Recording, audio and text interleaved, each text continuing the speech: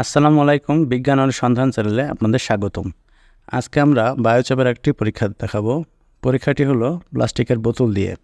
আমাদের কাছে একটি প্লাস্টিকের বোতল আছে। এই বোতলের ভেতর দিয়েই আমি একটি কাগজ রাখবো।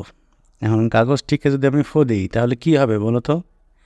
নিশ্চয়ই তোমরা ভাবছো ফু দিলে কাগজটি ভেতরে চলে যাবে, কিন্তু আসলে কি যাবে? তোমরা ভালো করে দেখো। এই যে কাগজটি কিন্তু বাইরে বেরিয়ে আসছে, কাগজটি কিন্তু যাচ্ছে না।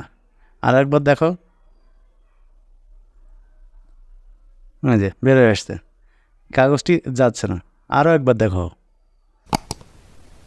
কাগজটি গোল করে কেটে নেবে, এরপরে রেখে ফু দিবে। এই যে কাগজটি যাবে না, আসলেই যাবে না। কারণ কি? কারণ হচ্ছে বোতলের ভিতরেই কিন্তু বাতাস আছে, বোতলটি কিন্তু খালি নেই।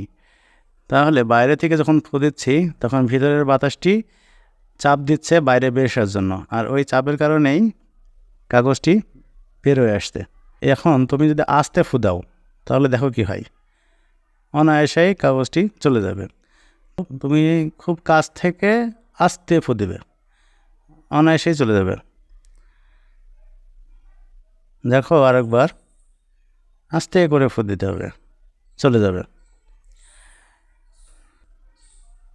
তোমরা আরেকবার দেখো, আস্তে করে ফু দিলে চলে যাবে। ফু কিন্তু আস্তে দিতে হবে। আস্তে ফু দিলে কেন যায়? বোতলের মুখে যে জায়গাটি আছে সেই জায়গা দিয়ে বাতাসটি বেরিয়ে আসছে এবং কাগজটি আস্তে আস্তে ভিতরে ঢুকছে। জোরে ফু দিলে বাতাসটি জোরে আসতো, ফলে কাগজটিকে ধাক্কা দিয়ে বাইরে বের করে দিত।